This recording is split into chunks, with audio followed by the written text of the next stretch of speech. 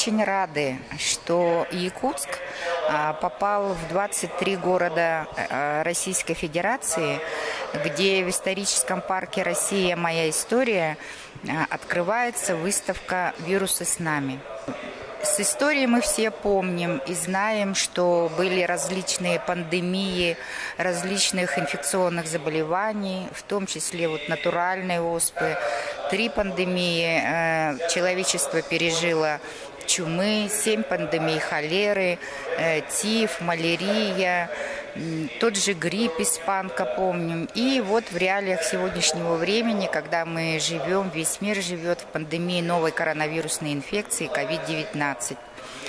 Поэтому в этой выставке очень хорошо представлена вся история вирусов и бактерий, вообще патогенов, и как человечество боролось с этими инфекционными угрозами.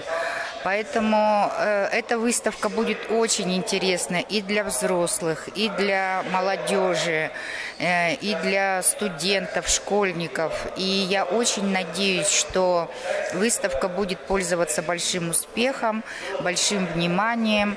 Я полагаю, что здесь будет много групп учащихся студентов. И по итогам, вообще люди поймут, как надо бороться за свое здоровье, за здоровье своих близких и окружающих, и что вакцинация – это самый первый способ борьбы с различными инфекционными заболеваниями.